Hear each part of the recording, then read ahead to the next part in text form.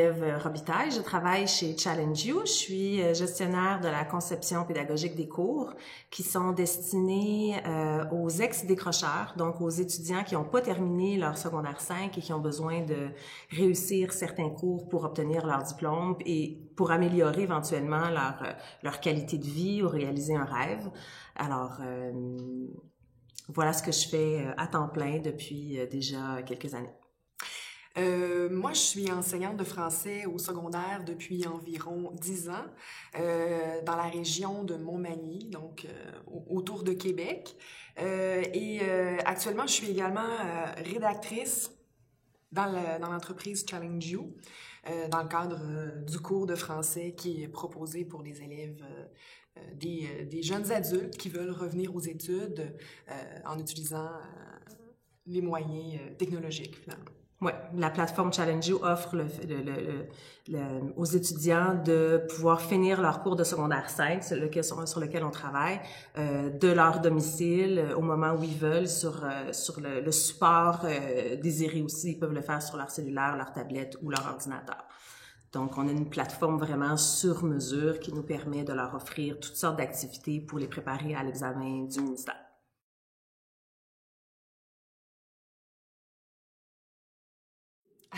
Ben moi, en fait, c'est un peu un concours de circonstances au départ, lorsque j'ai choisi de faire la maîtrise en formation à distance. C'est parce que, bon, j'étais bien en enseignement au secondaire, mais il y avait de moins en moins de travail, puis j'avais envie de vivre un développement professionnel,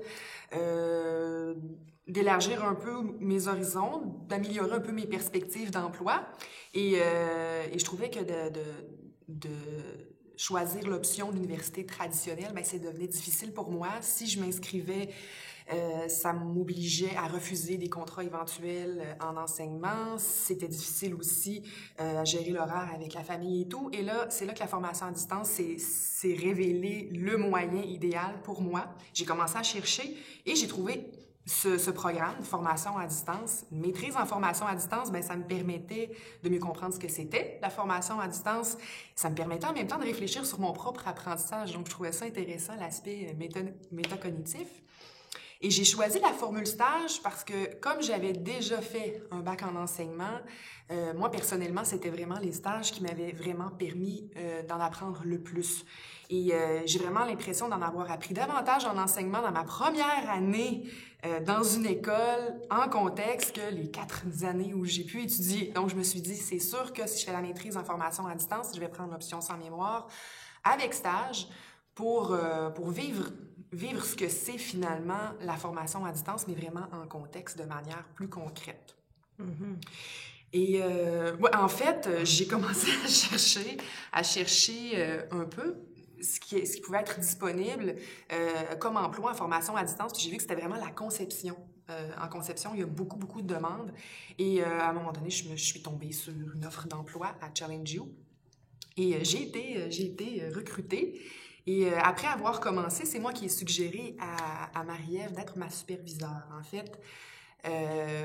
Donc, je voyais vraiment bien l'opportunité de faire un stage avec Challenge You parce que lorsque j'ai commencé, j'ai vu vraiment à quel point je pouvais vraiment toucher à tout. Regarder autant par rapport au travail d'équipe, ça me permettait aussi d'explorer les méthodes de conception pédagogique, la méthode ADDIE, donc je peux vraiment la voir puisque je voyais vraiment toutes les étapes de la conception. J'ai découvert aussi plusieurs moyens de nouvelles technologies éducatives et là je me suis dit c'est vraiment l'option parfaite pour un stage, ça va me permettre de réfléchir sur ce que je suis en train d'apprendre pendant mon travail. Et Marie-Ève a accepté gentiment de me superviser. Ben oui, parce que pour moi, ça coulait de source puisque Audrey s'était déjà montrée une super bonne rédactrice. Elle était déjà très, très qualifiée et on voulait continuer à travailler avec elle. Donc, c'était comme un partenariat parfait. Moi, je voulais qu'elle continue et si ça pouvait servir de stage et que ça fonctionnait dans la formule de la TELUC. Alors, pourquoi pas, tant mieux. Moi, je voulais pas la perdre. Et elle me disait que, en fait, ce qui était intéressant, c'est que le support que je lui donnais déjà, le suivi que je faisais avec elle déjà de son travail, c'était, en fait, à peu près le même support qui était demandé par la superviseure de stage. Donc, c'était tout naturel. Ça me demandait pas de travail supplémentaire. Alors, ça m'a fait plaisir de pouvoir lui rendre ce service-là parce qu'en même temps, on voulait continuer à travailler ensemble. Chez Challenge You, c'est une nouvelle compagnie, c'est une nouvelle entreprise où on est très créatif et on essaye toutes sortes d'affaires. Et donc, son apport était très intéressant parce qu'on a pu essayer toutes sortes de choses. Son expertise nous a permis aussi d'élargir nos idées, effectivement, dans les façons de faire, de présenter. On travaille beaucoup avec les vidéos, avec la Wacom, sans nécessairement avec le visage, avec le stylet, avec des images et avec l'écrit, évidemment. Donc, c'était win-win, comme on dit.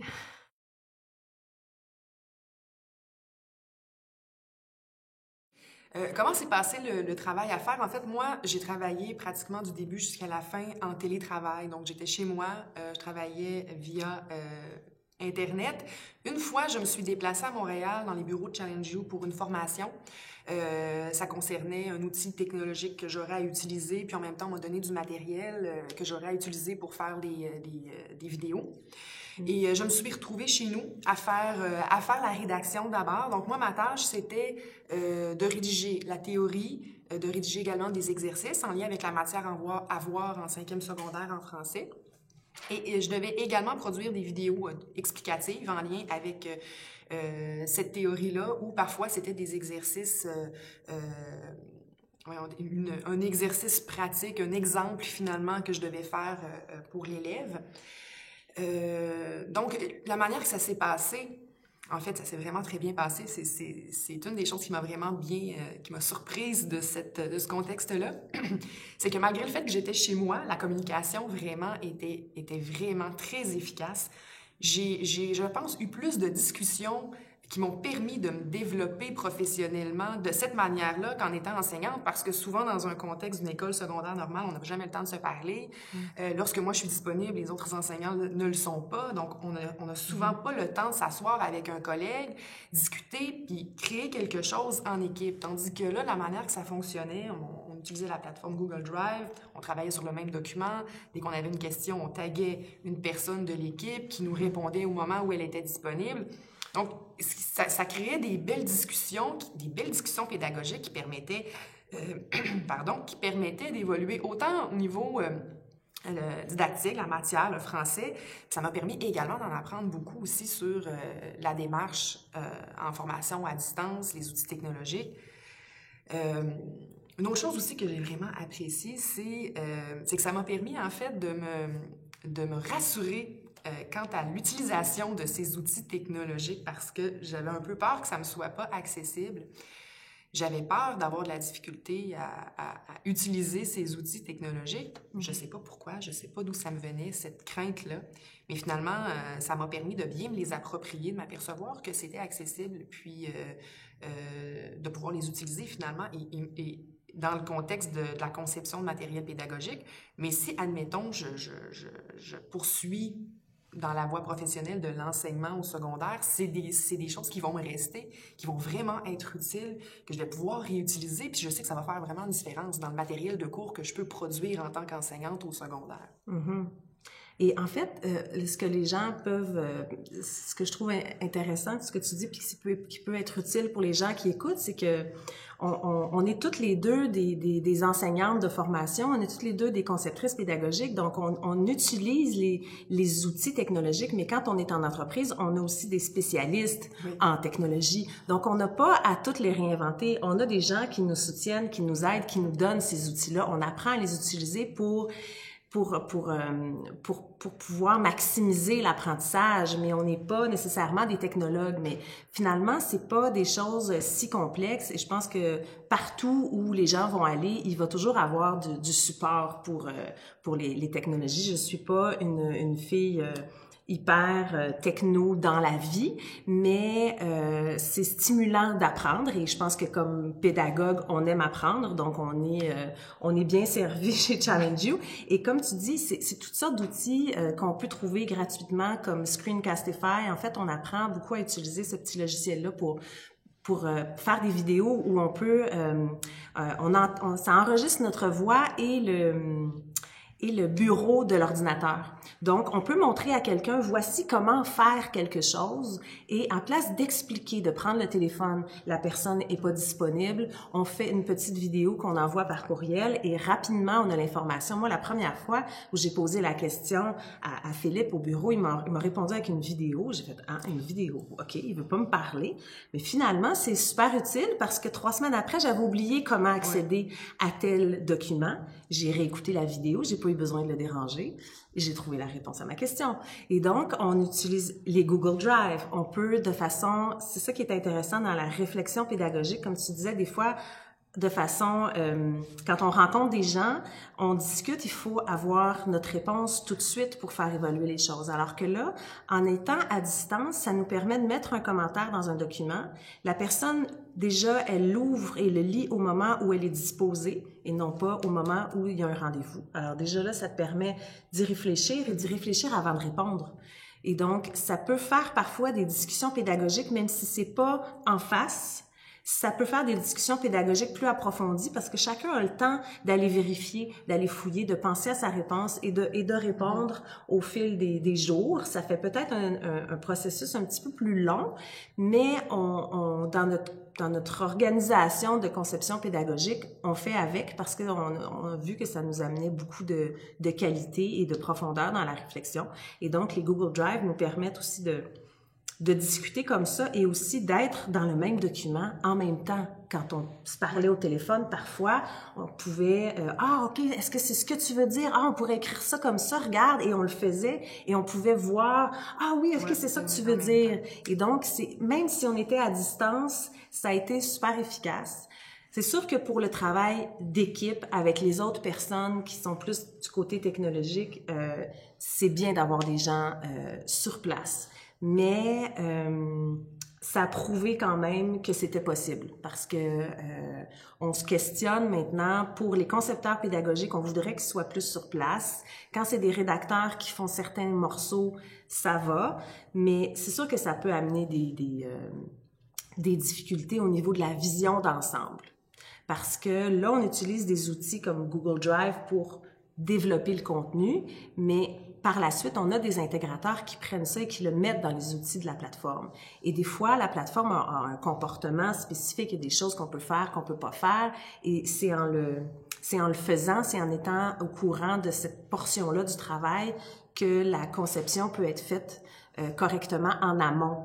Et quand on n'est pas en contact avec ça, ben c'est plus difficile d'écrire directement et de bien optimiser les outils de la plateforme. Fait que c'est un peu un inconvénient, mais Audrey était tellement bonne que c'était en fait oui parce qu'elle avait une bonne réflexion pédagogique, elle fait des superbes vidéos.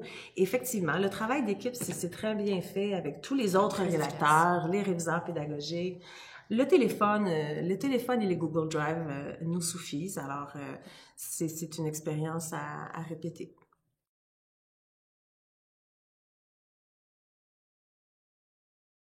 Ce que j'en ai retiré, en fait, de cette expérience de stage-là, d'abord, c'est surtout tout l'aspect des technologies éducatives, que je me suis approprié les technologies. Ça m'a vraiment rassurée.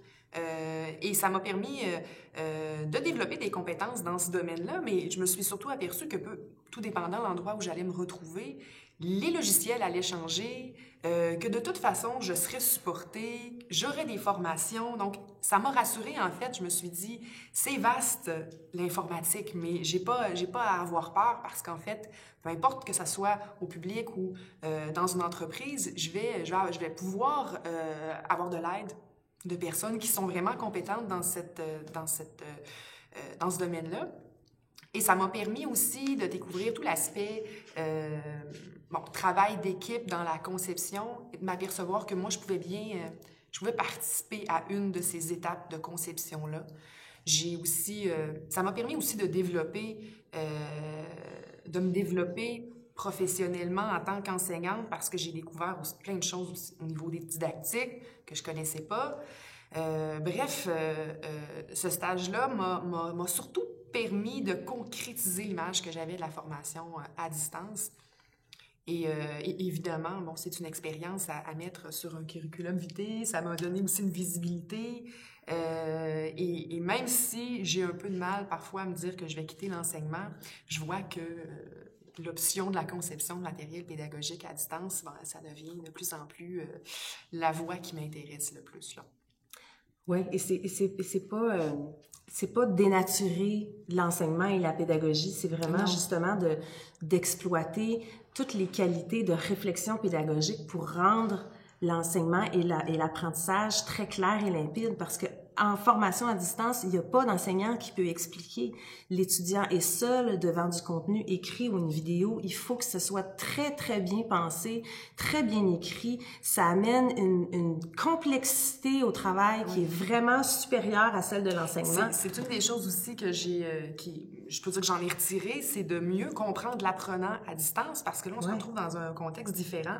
On est habitué d'être devant des élèves, de voir les réactions des élèves, et quand il y a une difficulté, de tout de suite répondre à cette difficulté-là, tandis qu'avec un apprenant à distance, on est obligé d'anticiper, on est obligé de penser à tous les types de personnalités possibles. Donc, c'est une des choses aussi je me suis vraiment développée à travers ce stage-là, c'est de mieux d'avoir une meilleure analyse, finalement, de l'apprenant à distance. Oui, et d'aller vraiment creuser tous les aspects de l'apprentissage, parce qu'en plus, on travaille avec des ex-décrocheurs, donc des gens qui n'ont pas aimé l'école, qui ont eu des grandes difficultés, pour qui c'est négatif aller à l'école, des gens qui se démotivent facilement, « Ah non, c'est pas pour moi, ah, je comprendrai pas », qui ont une mauvaise estime d'eux-mêmes, qui sont pas des bons lecteurs, qui ont des troubles d'apprentissage. Alors tout ça a fait que ça demande énormément de réflexion, et moi, c'est ce qui m'a amené aussi à quitter l'enseignement pour aller dans la conception pédagogique. C'est l'aspect de la vulgarisation du contenu et de la réflexion sur comment structurer l'apprentissage. Moi, c'est ce que je développe de plus en plus, et c'est ce que j'explique aux gens que j'engage comme Audrey, c'est qu'en fait, même si on est en formation à distance ou en conception pédagogique, c'est pas de quitter l'enseignement, en fait, c'est d'aller à la source de l'apprentissage, où ça demande vraiment de décortiquer les morceaux, parce que l'apprenant doit les apprendre en petits morceaux, et comme il est à distance, ben il peut prendre des pauses quand il veut. Donc, il faut organiser l'enseignement dans un continuum vraiment bien pensé. Et alors que quand on est en présentiel, ben on s'adapte aux gens qui sont devant nous, comme tu disais. Donc, ça amène à toute une réflexion en amont avant même de commencer à rédiger. C'est ça la difficulté un petit peu que je dirais en formation à distance, c'est que toute cette réflexion-là sur l'ensemble d'un cours, c'est bien quand même de le faire en présence en ayant une équipe présente. Ça c'est un peu plus difficile, je dirais, au départ, de le faire avec des gens à distance, parce que souvent, en télétravail, les gens sont pas disponibles tous en même temps, puis ça aide quand même de le faire ensemble. Mais encore une fois, on peut trouver des logiciels où on fait des visioconférences. Donc, on peut quand même se voir, on peut quand même partager un écran et faire plusieurs rendez-vous comme ça où on peut se parler pour organiser le cours et pour que tout le monde ait la même vision. Et ensuite, on peut se partager le travail. Donc, finalement, nous, ça nous a, cette expérience-là de travail avec Audrey à distance nous a permis de se rendre compte à quel point on avait besoin de former les gens sur les particularités de la plateforme. Parce que ce contenu-là va être versé dans une plateforme qui a certaines fonctionnalités. Comme je disais tantôt, il faut les optimiser. Donc, on est en train d'améliorer notre formation pour que ces gens-là soient efficaces. Mais même si les gens qui nous écoutent sont pas à l'aise avec tous ces outils technologiques-là, comme tu dis, ça change rien, parce que d'une entreprise à l'autre, les plateformes vont différer. Donc, la richesse des gens qui vont faire la conception pédagogique, à mon sens, elle reste leur réflexion pédagogique et le fait de structurer correctement les éléments d'apprentissage. C'est ça qui est la richesse. C'est pour ça que souvent, je disais à Audrey, occupe-toi pas de ces éléments-là. On a une équipe autour qui va s'en occuper. Je veux que tu te concentres sur la rédaction, la réflexion pédagogique. Puis, c'est vraiment un travail d'équipe. Alors, la pédagogie reste le cœur du truc, là.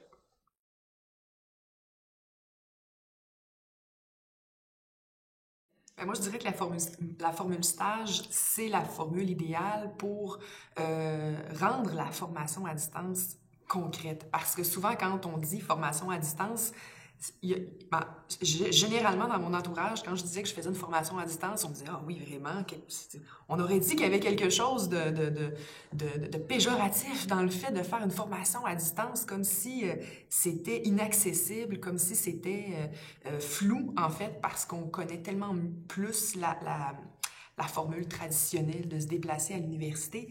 Et en fait, le fait de le faire en stage, ça permet vraiment de concrétiser la chose, parce que la formation à distance, finalement, me semble vraiment beaucoup plus adéquate pour une personne qui déjà a une vie professionnelle puis cherche à se développer. C'est beaucoup plus accessible, la formation à distance, dans un contexte comme celui-là. Et le fait de le faire en formule stage, je pense que ça démystifie beaucoup la chose. Ça permet de voir concrètement l'apport des technologies éducatives, que ce soit ici dans le domaine de la pédagogie au secondaire, mais ça peut très bien être en entreprise, dans un département d'amélioration des compétences des employés. Donc, ça montre vraiment en stage, ça nous montre l'apport que peut avoir la formation à distance dans la vie des gens concrètement.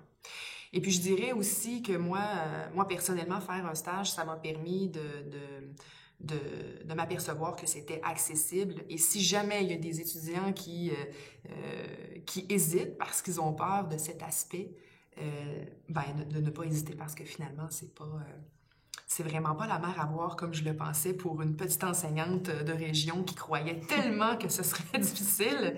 J'ai compris que c'était accessible et qu'on avait surtout le support dont on avait besoin, là.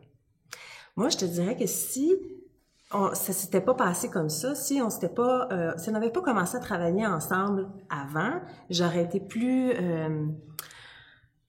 et moi et mes supérieurs, on se serait demandé si c'est vraiment utile, est-ce qu'on aurait retiré quelque chose de ce stage-là. Mais là, comme tu étais déjà dans l'équipe et qu'on voulait continuer à travailler ensemble, ça s'est bien passé. Et avec le recul maintenant, on se rend compte que ça peut être très utile pour découvrir des talents et éventuellement avoir des bonnes personnes dans l'équipe qui pourraient rester plus longtemps puisqu'ils sont intéressés par ce travail-là, puisqu'ils font des études là-dedans. Alors que nous, comme je disais tantôt, l'expertise pédagogique, c'est ce qu'on recherche d'abord dans un rédacteur, un réviseur pédagogique ou un concepteur pédagogique, peu importe comment ça s'appelle dans l'entreprise, là.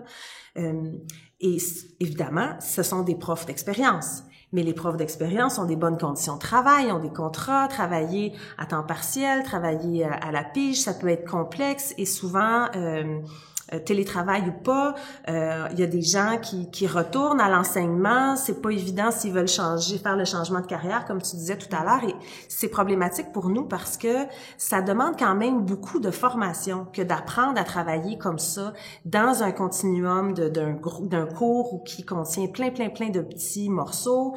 En plus, il y a les fonctionnalités de la plateforme, il y a la clientèle qui est particulière, il y a beaucoup de formation à donner à ces gens-là, et quand ils sont pas certains, on a mis énormément d'énergie, de temps et d'argent dans une personne qui retourne enseigner et qui travaille pas avec nous à long terme. C'est vraiment problématique.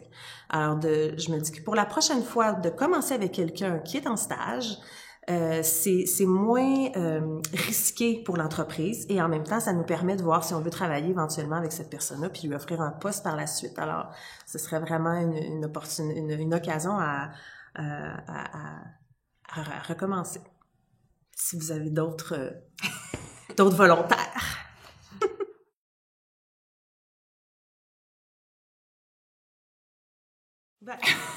C'était super. Tant mieux. Moi, on est très Challenge You et très ouvert à continuer à collaborer avec la TÉLUQ. S'il y a des gens qui sont intéressés à travailler avec nous, vous pouvez nous trouver sur Internet. Non.